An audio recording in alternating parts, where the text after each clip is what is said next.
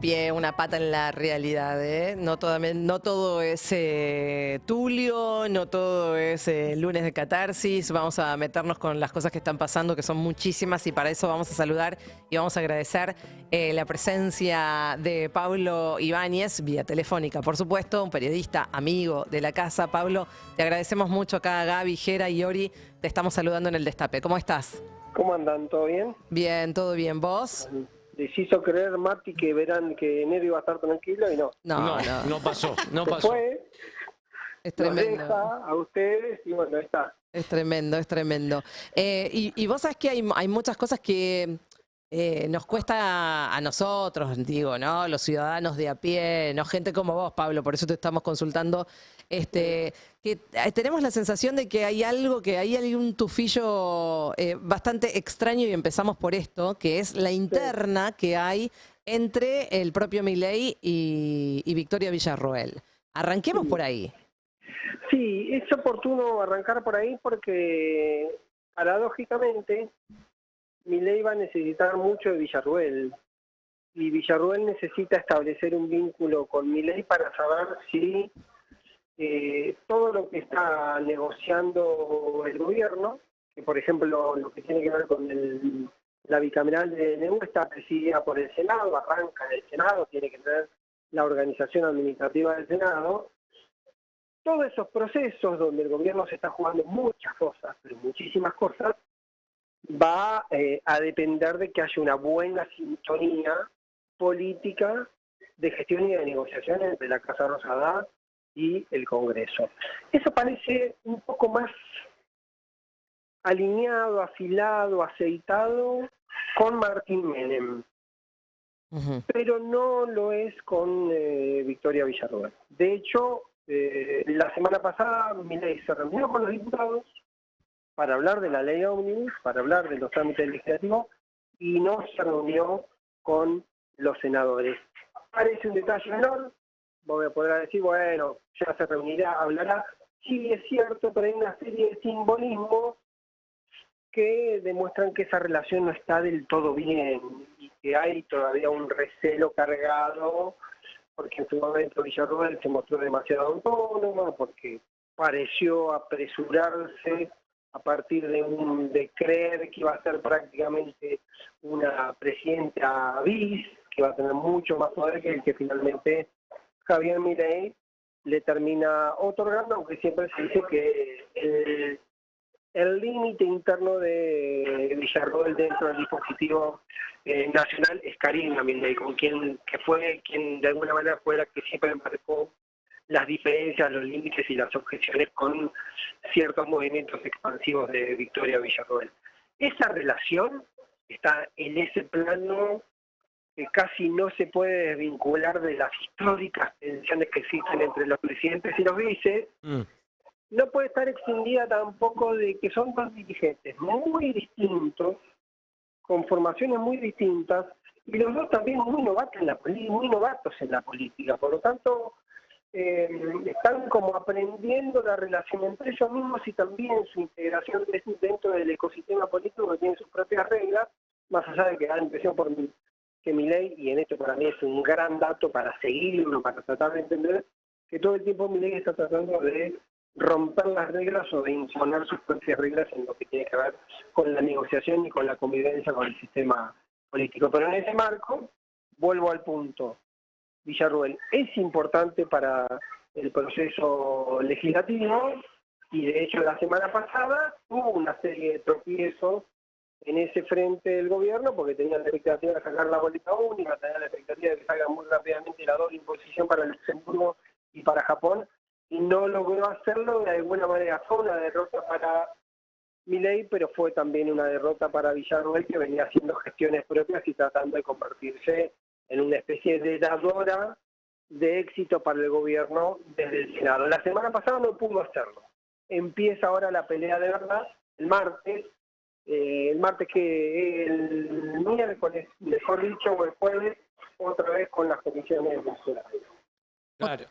Claro, no, y Pablo, y estaba, también bueno, el fin de semana salió una nota en La Nación de Liotti que habla de que no es la única interna que hay en el gobierno, también está lo de Franco, Sí, él distinguía entre los puristas y los sí. realistas. Sí, a mí me dicen que el que aparece ahí, el que aparece evidentemente, que es un personaje que no le conocemos la voz todavía, es Nicolás Pose, es como una especie de guardián de la pureza de Milei. Que es el tipo que está exponiendo que no tiene que ceder. Lo que me parece que hay que tener en cuenta es que las dos caras de esa, llamémosla a grandes rasgos interna, son dos tipos, que tienen la misma matriz, porque los dos vienen de Corporación América, los dos se conocen hace muchísimo tiempo con Milei, y los dos se conocen hace muchísimo tiempo entre sí. ¿Sí? Lo que sí es cierto que Franco es un tipo que lo convocan para ser un dialoguista, para ser un tipo que genere conversación, para que escuche, para que establezca relaciones con distintos actores, y Pose viene como una especie de ejecutor interno de los deseos y de los planteos de Javier Milei. Ahí hay una diferencia, que Pose es amigo de Milei, mientras que Franco fue un tipo con el que laburó. De hecho, en su momento Franco Claro, fue el jefe de Milei. Por lo tanto, ahí se plantea como que Pose es un tipo que tiene más empatía desde el punto de vista ideológico y conceptual con lo que hay que hacer, y ahí sí expresa más el pensamiento de Milei. Lo que ocurre, que lo que plantea Franco, que coincide con los objetivos de Milei, es que hay cosas que dan la impresión que en este contexto no se pueden lograr si no hay alguna especie de negociación o de concesión. Por eso hay una especie de, no sé si ustedes se detuvieron en eso, hay una cuestión medio semántica, decir, no negocio, escucho sugerencias, no cedo, anoto lo que Claro. me plantean. Digo, es como decir, bueno, esa es la política es decir, si tengo que dar marcha atrás con la ley de pesca, porque todo el ecosistema vinculado a la pesca está en contra, tendrá que darlo marcha atrás, y ahí debería entender el gobierno que hay algunas cuestiones que se equivocó, o que las midió mal, o que no imaginó cuál podría ser la repercusión ante determinadas Claro. medidas.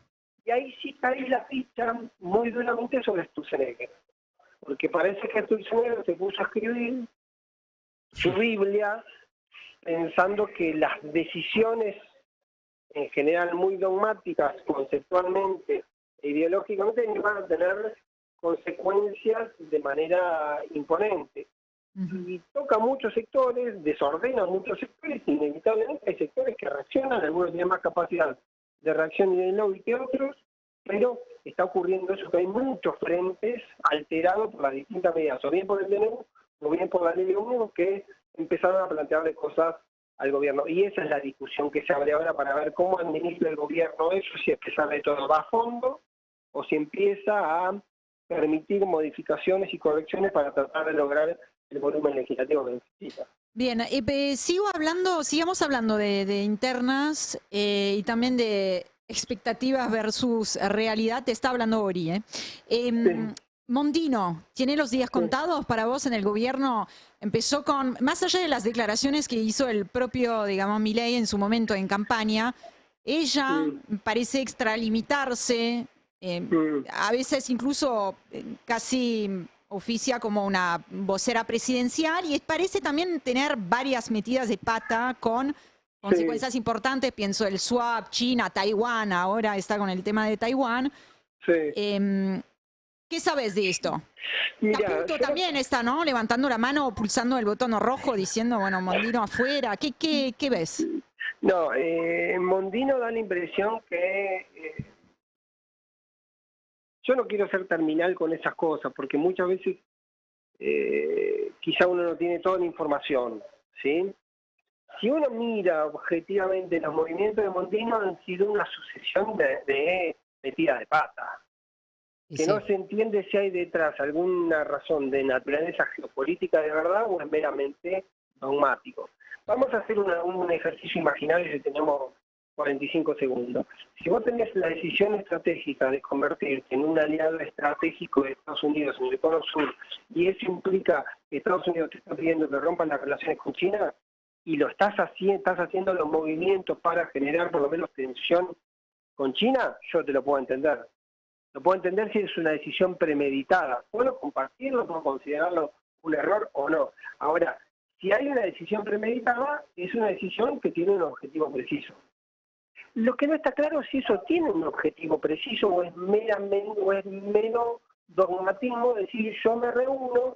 Hoy a mí en Cancillería me decían que la reunión con la representante comercial de Taiwán en Argentina no existió, que fue una charla en otro momento, que no fue el 26 de diciembre como se dijo, a mí me lo confirma gente del mundo diplomático.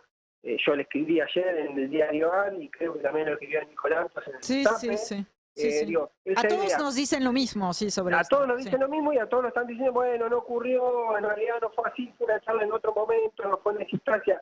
Por lo pronto, generó ruido en el gobierno chino y por lo pronto hoy se confirmó que el próximo jueves Diana Mondino va a recibir al embajador chino en Buenos Aires, que volvió el día lunes a la Argentina, o el día martes, y lo hizo luego de haber sido convocada por el gobierno de Xi Jinping, para que explique un panorama de cómo podían seguir las relaciones con la Argentina, porque venían una serie de tropiezos, una serie de cuestiones un poco confusas, no había habido una conversación, estaba demorando en enviar el embajador argentino en Virginia, había una serie de sexualidades que para el gobierno chino generaban alguna incertidumbre. Ocurre lo de Taiwán, aumenta la incertidumbre y ahora se produce esta reunión convocada por Mondino al embajador chino en Buenos Aires para el día jueves. Uno debe entender que ahí está primando un criterio de decir, bueno, si esto hace Mondino es porque en definitiva lo que vino haciendo hasta ahora no era porque quería pensar las relaciones con un objetivo preciso. Y ahí para mí esa es la gran pregunta del proceso político de este momento. Si ella está con un esquema de planificación o solamente son comportamientos un poco erráticos, dogmáticos que creen que van a llevar. Las consecuencias pueden ser muy graves, pero muy graves pueden ser.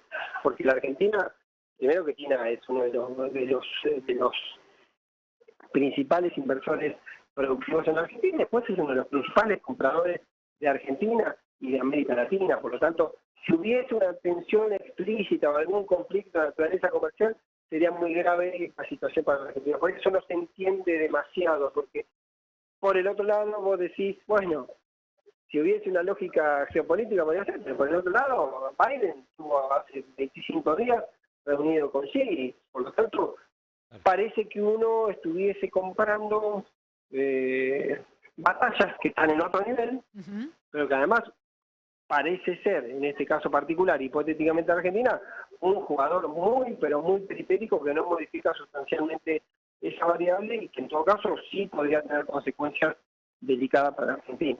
Y Pablo, ¿y cómo crees que todas estas internas de las que estamos hablando pueden afectar al gobierno en el corto plazo con las cosas que espera, digo, desde la ley ómnibus para abajo, digamos, pasando por lo del decreto? ¿Cómo crees que puede afectar esto?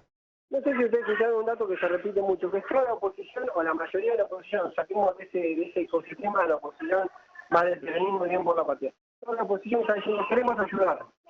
Coincidimos que hay cosas que están bien, quizás no nos gusta la forma, una ley tan gruesa no nos gusta la ley, pero hay como cierto concepto de decir que no tenemos grandes diferencias con las medidas, o algunas medidas habría que modificarlo. Eso es un punto, y eso para mí también es novedoso. Porque parecería tener el gobierno una especie de acompañamiento implícito en algunas cuestiones que tienen que verificarse de alguna manera. El tema es que para que se verifique de alguna manera, el gobierno tiene que aceptar una conversación, una negociación, y si ese proceso de negociación, o bien, Milei lo quiere establecer de una manera no convencional, ¿sí?, atípica para lo que ha sido el político, o directamente no lo quiere tener y está dispuesto a jugar a todo nada para que eso ocurra como él quiere o no ocurra. Ahí me parece que está el gran interrogante. Yo me quedo con esto. Esta idea de que modelos radicales, ves el peronismo no kirchnerista, ves, bueno, el PRO prácticamente se ha convertido en una especie de La Libertad Avanza versión 2, porque, qué sé yo, lo ves a Marazzatil o a Vidal. Pero ahí vos ves un bloque ahí más homogéneo, o también hay espacio para una heterogeneidad. No, dentro del PRO me parece que es muy chiquita la disidencia, Ajá. porque evidentemente está alineándose todo en los planteos que tiene Mauricio Macri, Sí. y ahí hay una diagonal interesante para hacer, porque Macri advierte que el gobierno está en un problema de construcción política, que él tiene por delante una crisis y que en algún momento esa crisis lo va a llevar a Javier Milei, según la tesis de Macri, a establecer un acuerdo de convivencia y casi de cogobierno con el mismo. Y en esa lógica puede ser que las posiciones muy explícitamente de apoyo de dirigentes del PRO, como Santino como Vidal, tengan la lógica de ir anticipando en el futuro un alineamiento político de más solidez entre Macri y Milei, algo que no ocurrió hasta ahora en gran medida porque Milei no ha querido Claro. construir en los términos convencionales, en los términos públicos, una alianza casi de cogobierno, de convivencia con Macri. Una especie de abrazo del oso.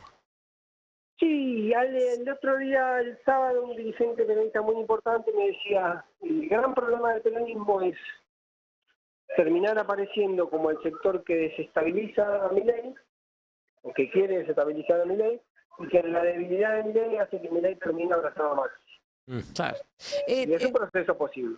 Te hago una última pregunta, Pablo, y en este caso quiero que nos metamos un poquitito para que terminemos de entender, no sé, algo que venimos olfateando que tiene que ver con la política y los medios de comunicación y el lugar en donde está parado ahora el gran multimedio de Clarín. Es raro eso, pero como vos tenés una lectura un poco más sagaz y por ahí más finita, por ahí nos podés rumbear un poquito para dónde está, para dónde va el vizcachazo.